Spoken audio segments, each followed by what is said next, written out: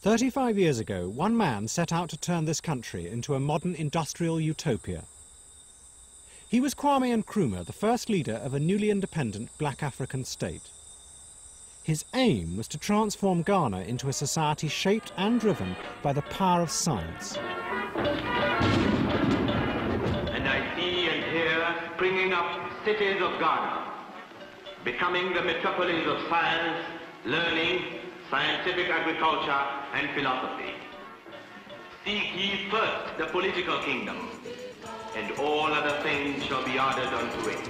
We are the nation powerhouse. We supply power to every home. We are the nation powerhouse. At the heart of Nkrumah's plan was a giant dam that would produce vast quantities of cheap electricity. Enough power to build a modern industrial state in the heart of Africa within a generation.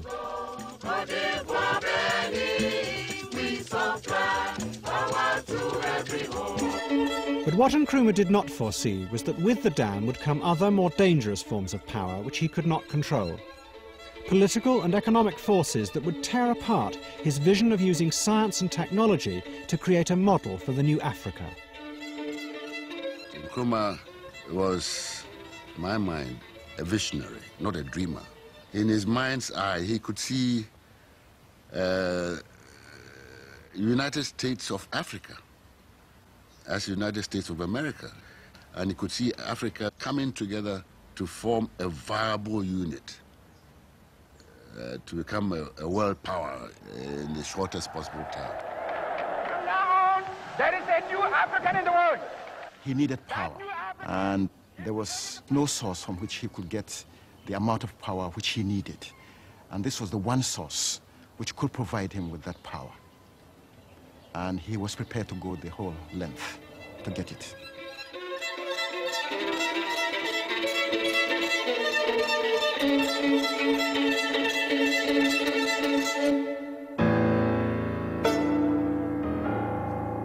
We begin in West Africa, one of the two great areas of the world where we have ruled but never settled.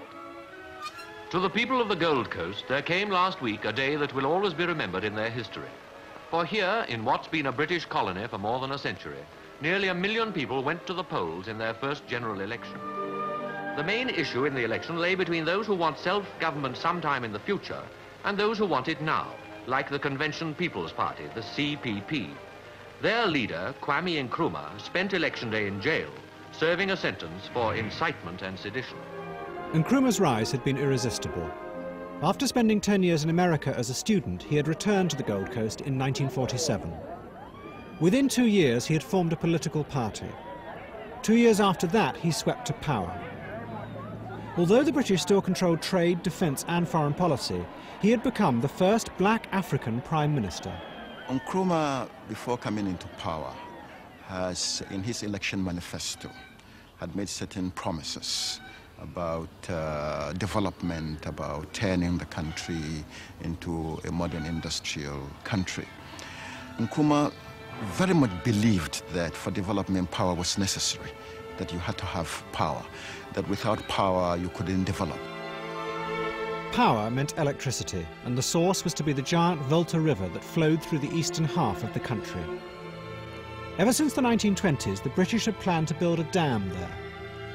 A hydroelectric plant would produce electricity to make aluminium from the Gold Coast's vast reserves of the mineral bauxite. In the early 50s, Britain was desperate for a cheap source of aluminium. Nkrumah joined with the British to resuscitate the scheme. This is the Volta, the greatest natural resource of the Gold Coast, whose latent power is the mainspring of the most visionary development project in the whole of Africa. And this is bauxite, which lies in millions of tons beneath the green forested hills of the Gold Coast. From this red earth, man can extract the shining wonder metal of today, aluminium. And that is the aim of the Gold Coast, to cap the march to independence with a dramatic leap into the age of technology. The British authorities saw the power from the dam simply as a means to boost the empire's supply of aluminium. But for Nkrumah, it was much more. He saw it as the key to fulfilling his country's destiny. the power was originally conceived just for the manufacture of aluminum in this country. But then when Kwame came, he gave a new accent, a new importance to that power project. That was, the power was to be used for a comprehensive economic development of the country.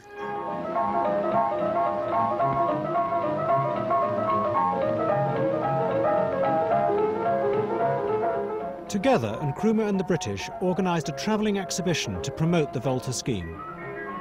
Large models of the dam were built and taken round the country amidst a blaze of publicity. The exhibition was seen by nearly 2 million people. Some elderly folks, their reaction was first, is it possible, is it feasible for this to happen in their lifetime?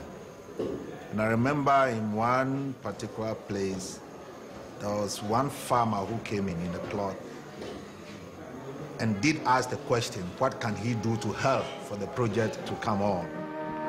The two mobile cinemas ranged the country ahead, showing films to audiences large and small, wherever they could find them, showing how great rivers can create prosperity for the people who live beside them.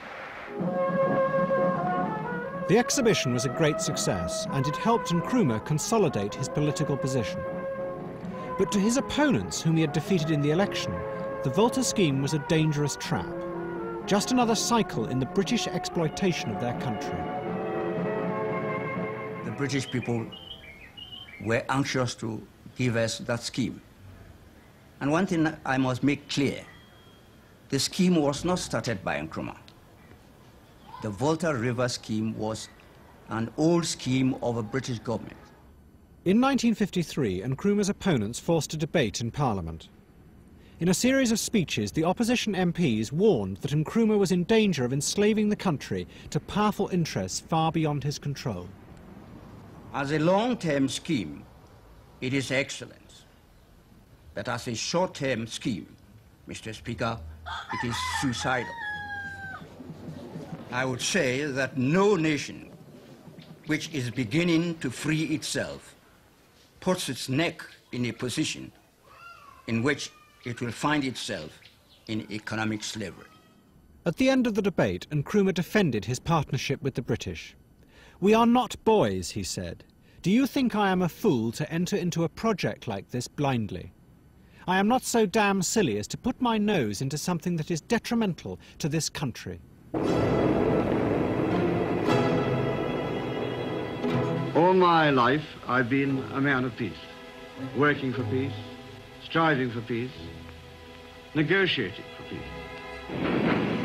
But I'm utterly convinced that the action we have taken is right. In 1956, Britain invaded Egypt to prevent President Nasser from nationalizing the Suez Canal. Within 10 days, the United Nations and the Americans forced them to retreat. Suez symbolized the decline of Britain's colonial power. Vast projects like the Volta Dam began to look increasingly insecure in the face of confident new African leaders. And Britain was running out of money. That same year, Nkrumah's government was told the Volta scheme was shelved. Nkrumah had received the news that the British government intended to pull out of the scheme because the finances were getting too large for them to handle. He was almost in despair. Everybody was depressed. All of those of us who were involved in it in any way were shattered when we discovered that the project was on the shelf. And Nkrumah, but Nkrumah was not a man to allow depression to take over. On the 6th of March 1957, the Gold Coast became Ghana, the first black African country to be free. Ghana, your beloved country, is free forever. We are going to demonstrate to the world, to the other nations, young as we are, that we are